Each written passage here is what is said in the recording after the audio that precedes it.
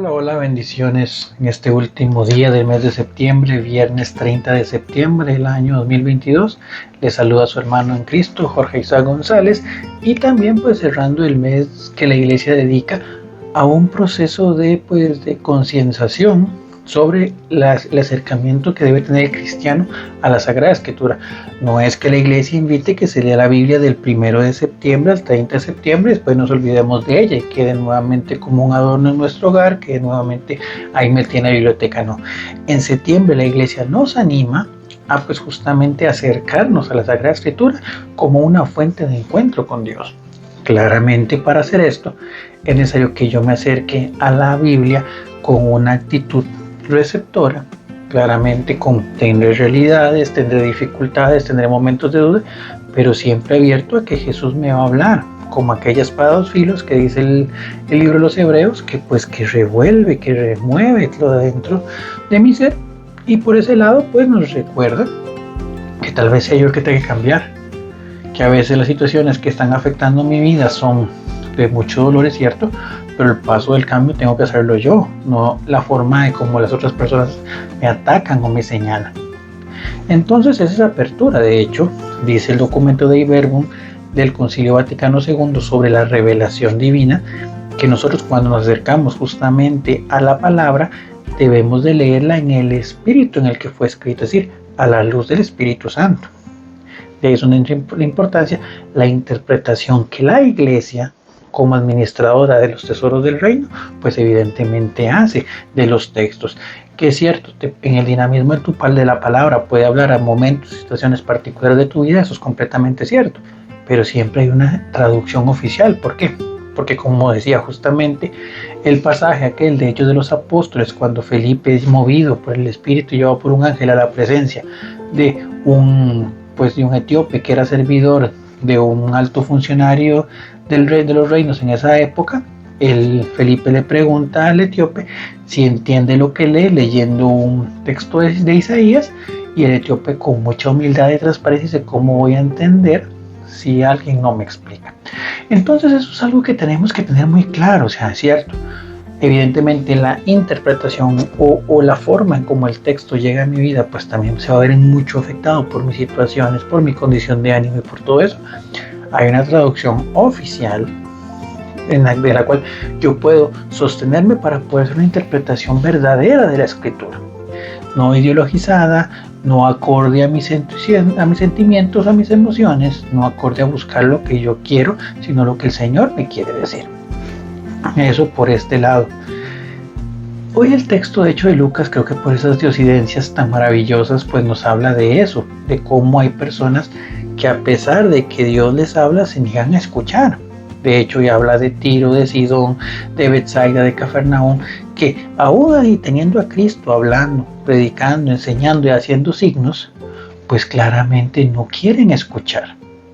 Y eso se da mucho actualmente y de una manera muy dramática, como amparados en la Biblia queremos justificar actitudes y condiciones completamente cargadas hacia el pecado, pero por una interpretación moderna, por una interpretación progresista, una interpretación actual, que es más el daño que ha hecho que lo que ha edificado. Es importante que entendamos que pecadores somos todos. Todos cometemos pecados y todos necesitamos de la gran misericordia de Dios para poder lograr la conversión necesaria. Pero lo cierto es que hoy ha habido una tendencia más a suavizar la experiencia del pecado que a reafirmar la necesidad de conversión de cada uno de nosotros.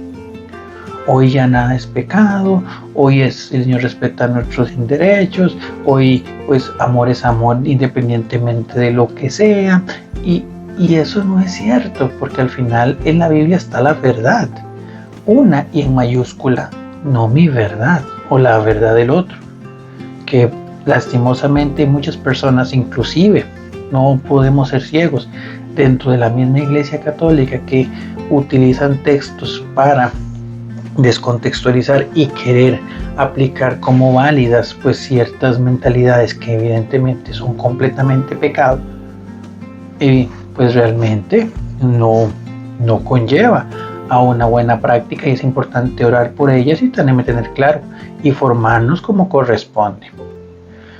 ¿Por qué? ¿Cuál es el problema actual de decirle a una persona que está combatiendo un pecado? Porque ¿cómo le vas a esconder a un enfermo su enfermedad? Y que no la asuma. Es importante que el enfermo asuma su condición para que pueda aceptar un tratamiento y pueda en este caso sanar. Lo mismo cada uno de nosotros. La verdad, la palabra de verdad, si nos dice que estamos en un pecado, pues asumamos nuestra condición porque todos somos pecadores. Pero eso sí, al asumir nuestra condición de pecadores, también es importante que asumamos una actitud de conversión, una actitud de cambio, una actitud de dejarse envolver por la misericordia de Dios. Y ahí es donde entra pues justamente esto que hablaba Jesús al final del Evangelio, de cuando le dice a sus discípulos: el que nos escucha a ustedes me escucha a mí, y el que los rechaza a ustedes me rechaza a mí y a aquel que me ha enviado.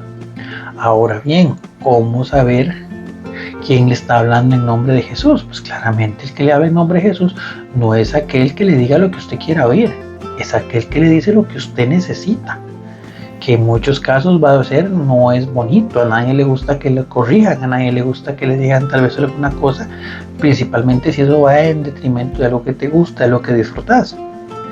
Pero el verdadero amigo, el verdadero hermano busca tu salvación, no tu confort.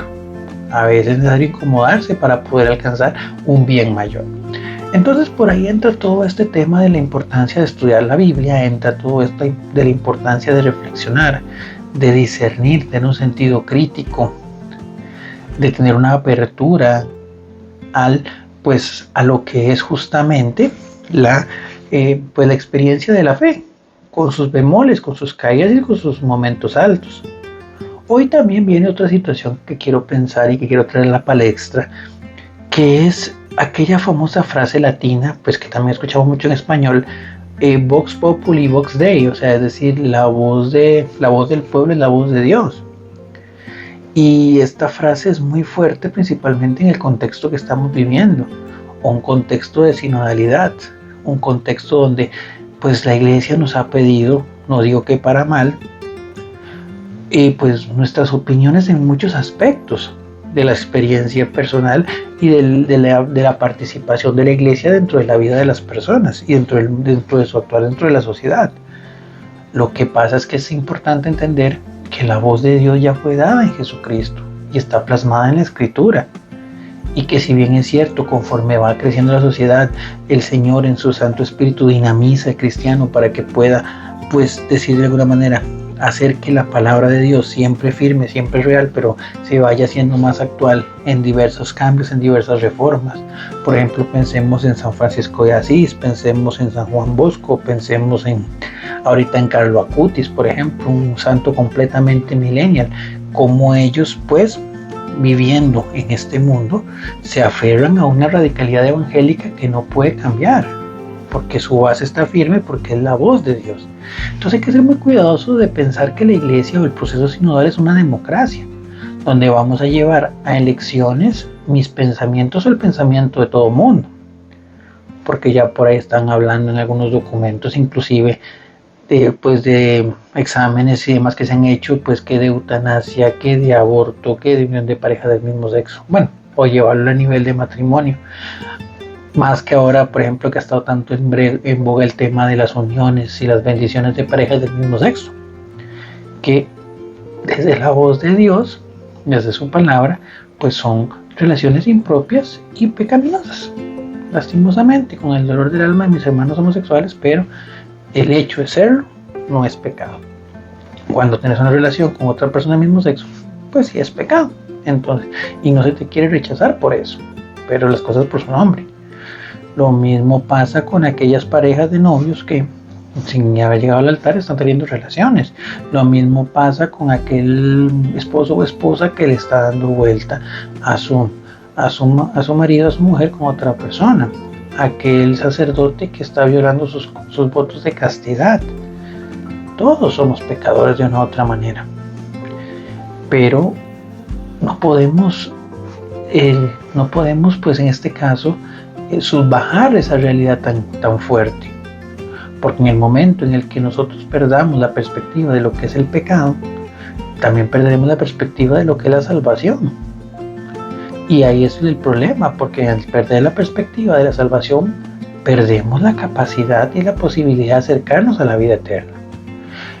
Es claro que tenemos que corregir con amor. Es claro que tenemos que ser una iglesia que acoja, no una iglesia que espante, no una iglesia que rechace.